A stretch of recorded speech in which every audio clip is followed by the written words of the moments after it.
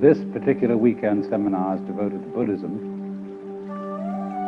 and it should be said first that there is a sense in which Buddhism is Hinduism stripped for export.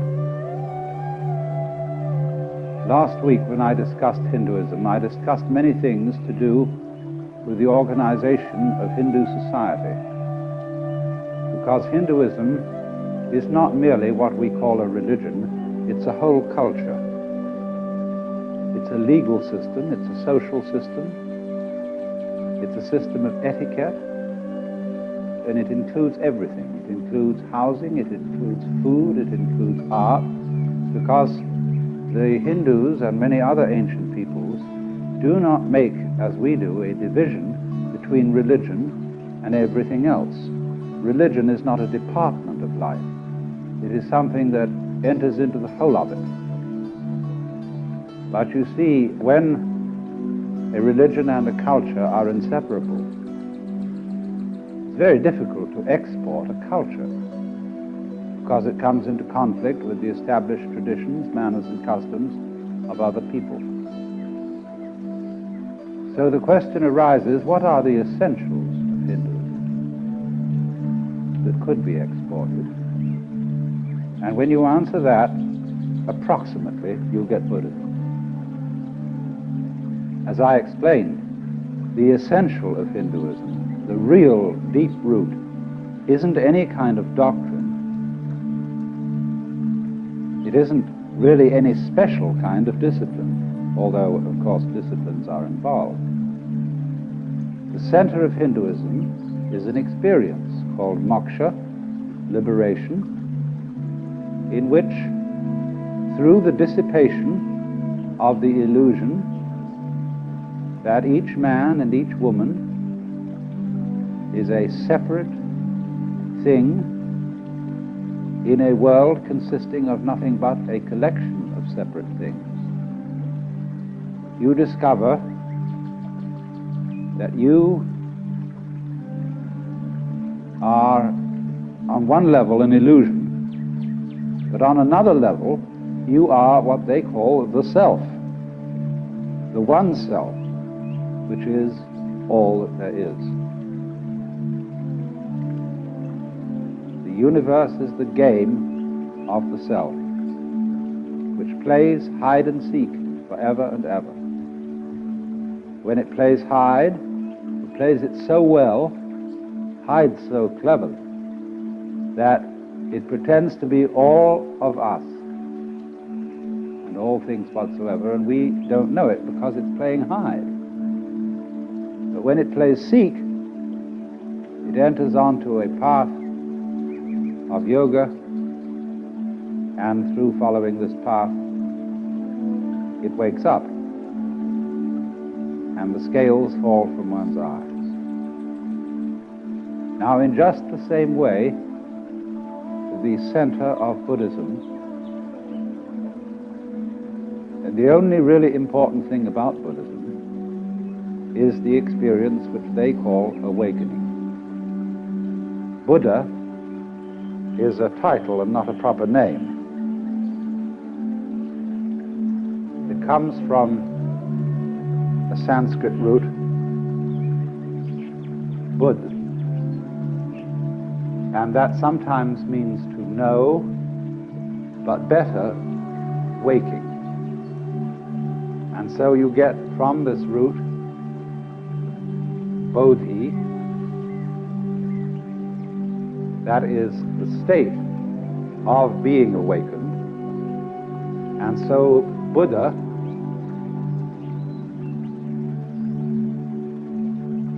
the awakened one, the awakened person. And so there can, of course, in Buddhist ideas, be very many Buddhas. The person called the Buddha is only one of myriads, because they, like the Hindus, are quite sure that our world is only one among billions. and that Buddhas come and go in all the worlds. But sometimes, you see, there comes into the world what you might call a big Buddha, very important one. And such a one is said to have been Gautama, the son of a prince living in northern India, in the part of the world we now call Nepal, living shortly after 600 BC. All dates in Indian history are vague, and so I never tried to get you to remember any precise date, like 564, which some people think it was. But just after 600 BC is probably right.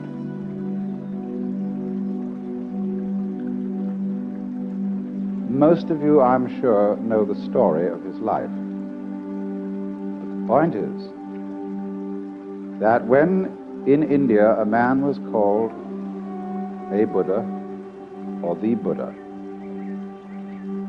this is a title of a very exalted nature. It is first of all necessary for a Buddha to be human. He can't be any other kind of being. Whether in the Hindu scale of beings he's above the human state or below it.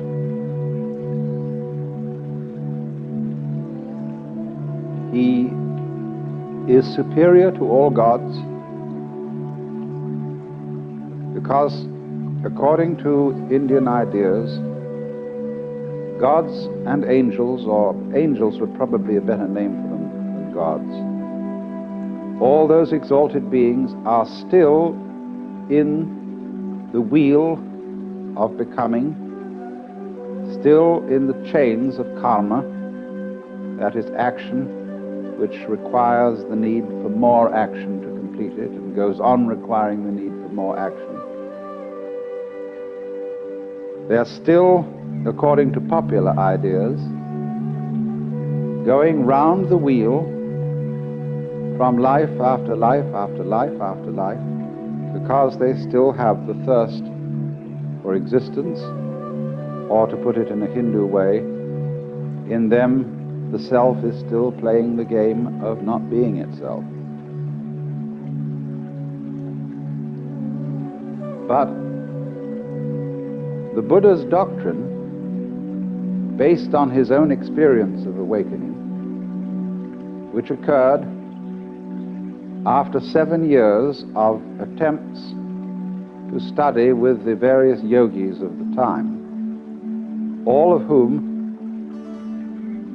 used the method of extreme asceticism, fasting, doing all sorts of exercises, lying on beds of nails, sleeping on broken rocks, any kind of thing to break down egocentricity, to become unselfish, to become detached, to exterminate desire for life.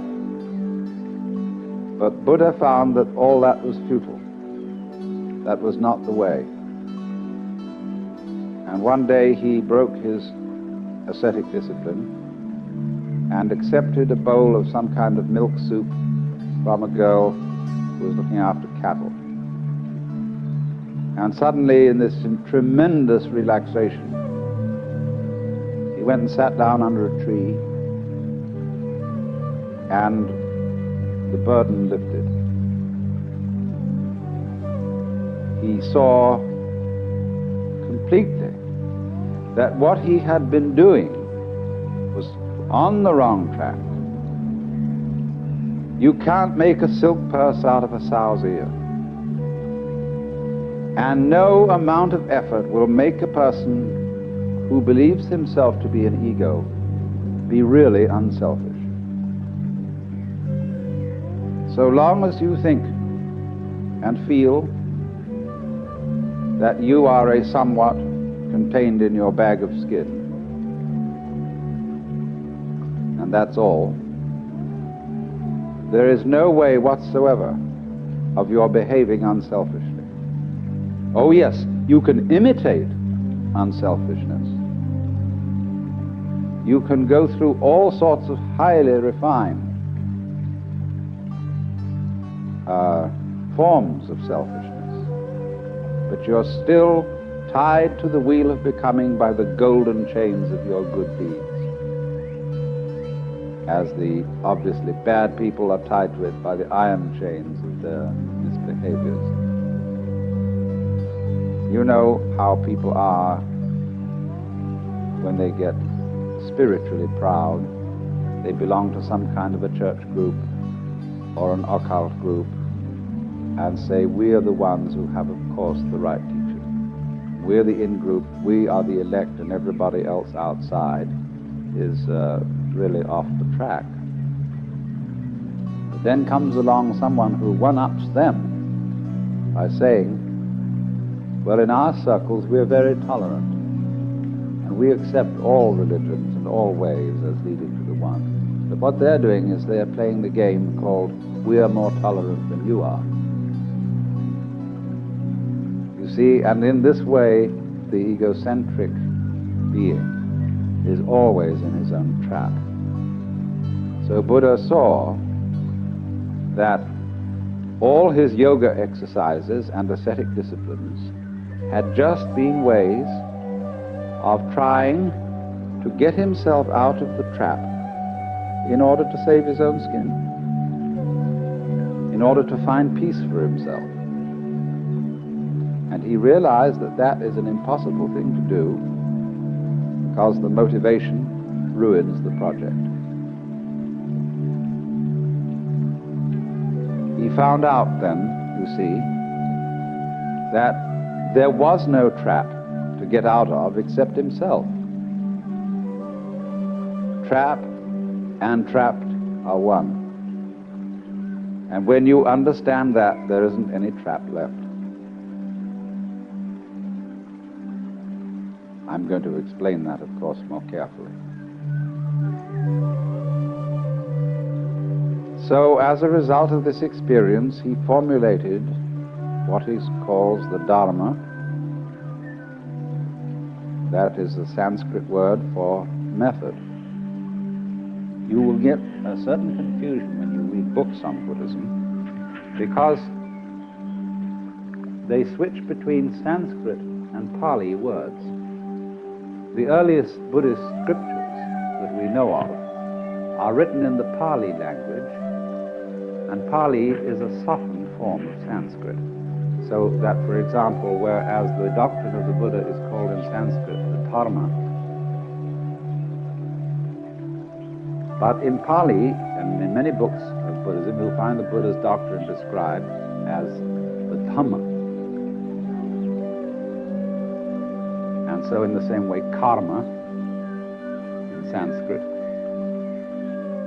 becomes in Pali, kama. Buddha remains the same.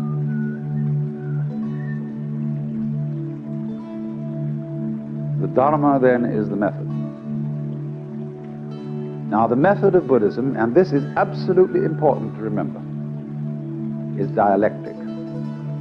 That is to say, it doesn't teach a doctrine. You cannot find anywhere what Buddhism teaches, as you can find out what Christianity or Judaism or Islam teaches. Because all Buddhism is a discourse. And what most people suppose to be its teachings are only the opening stages of the dialogue. So, the concern of Buddha as a young man, the problem he wanted to solve, was the problem of human suffering. And so, he formulated his teaching in a very easy way to remember. All those Buddhist scriptures are full of what you might call mnemonic tricks, numbering things in such a way that they're easy to remember. And so he summed up his teaching in the form of what are called the Four Noble Truths. And the first one, which because it was his main concern, was the truth about dukkha.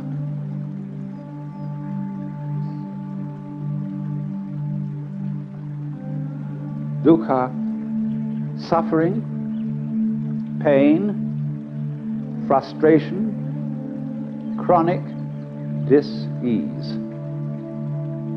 It is the opposite of sukha, which means sweet, pleasure, etc.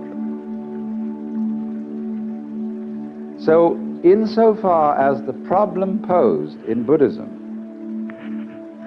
is dukkha, I don't want to suffer, and I want to find someone or something that can cure me of suffering. That's the problem. Now, then if there's a person who solved the problem, a Buddha, people come to him and say, Master, how do we get out of this problem?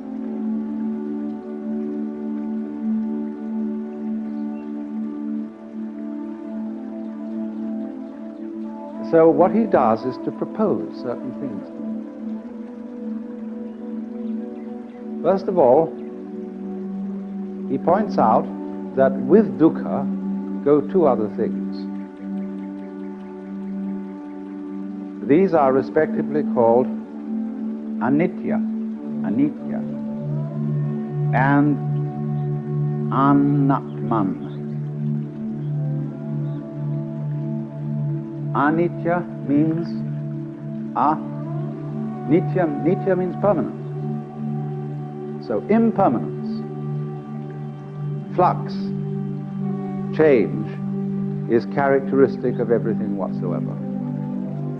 There isn't anything at all in the whole world, in the material world, in the psychic world, in the spiritual world, there is nothing you can catch hold of and hang on to for safety.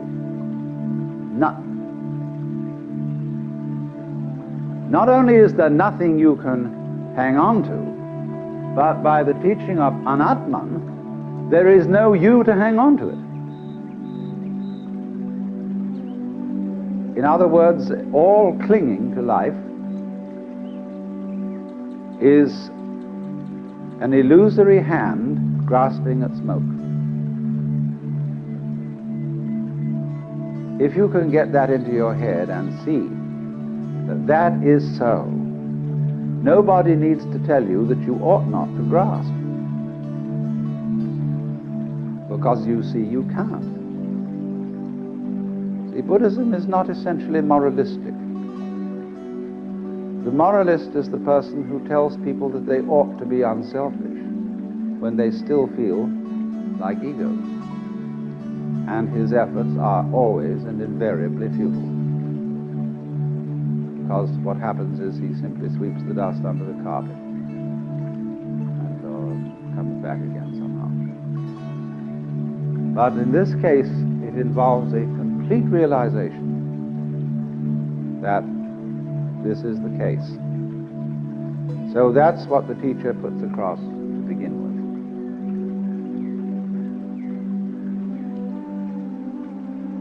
The next thing that comes up, the second of the Noble Truths, is about the cause of suffering. And this in Sanskrit is called Trishna.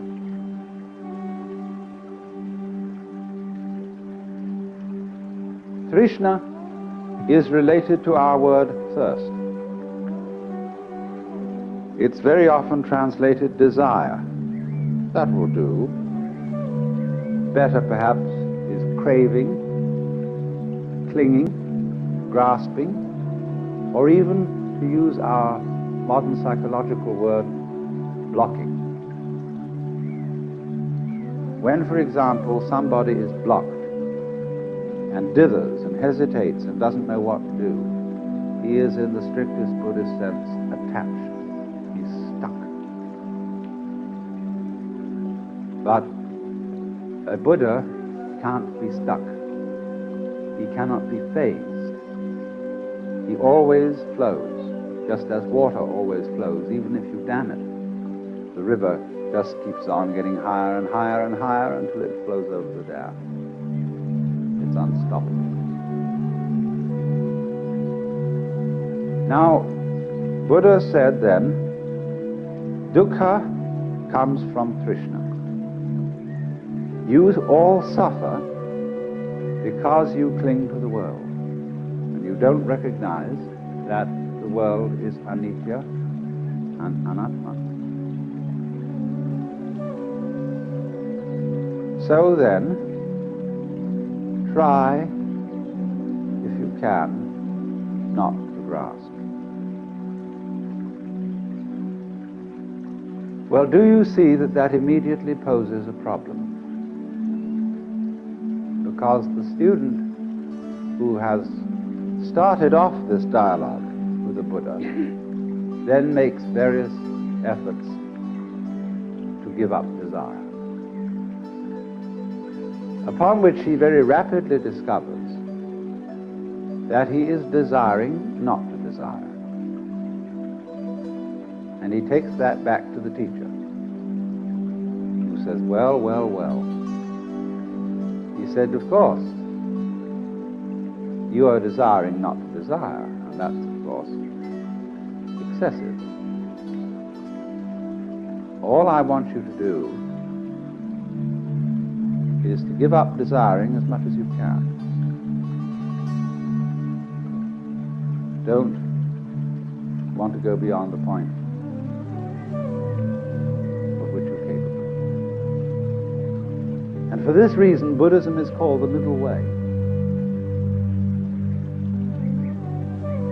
Not only is it the middle way between the extremes of ascetic discipline and pleasure-seeking, but it's also the middle way in a very subtle sense. Yes, don't desire to give up more desire than you can. And if you find that a problem, don't desire to be successful in giving up more desire than you can.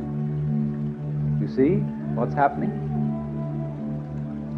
At every time he's returned to the middle way, he is moved out of an extreme situation. Now then, we'll go on. We'll cut out what happens in the pursuit of that method until a little later. The next truth in the list is concerned with the nature of release from dukkha. And so number 3 is nirvana. Nirvana is the goal of Buddhism. It's the state of liberation corresponding to what the Hindus call moksha. The word means blow out. Ni, and it comes from the root nivritti. Now, some people think that what it means is blowing out the flame of desire. I don't believe this. I believe that it means breathe out rather than blow out. Because if you try to hold your breath, and in Indian thought, prana, breath, is the life principle. If you try to hold on to life, you lose it. You can't hold your breath and stay alive. It becomes extremely uncomfortable to hold on to your breath. And so in exactly the same way, it becomes extremely uncomfortable to spend all your time holding on to life. What the devil is the point of surviving, going on living, when it's a drag? But you see, that's what people do. They spend enormous efforts on maintaining a certain standard of living, which is a great deal of trouble. You know, you get a nice house in the suburbs, and the first thing you do is you plant a lawn. You've got to get out and mow the damn thing all the time. And you buy expensive this, that, and soon you're all involved in mortgages, and instead of being able to walk out in the garden and enjoy it, you sit at your desk looking at all the books and filling out this, that, and the other, and paying bills and answering letters. What a lot of rot. But you see, that is holding on to life. So, translated into colloquial American, nirvana is, whew, Because if you let your breath go, it'll come back. So, nirvana is not annihilation. It's not disappearance into a sort of undifferentiated void. Nirvana is the state of being let go. It is a state of consciousness and a state of, you might call it, being here and now in this life.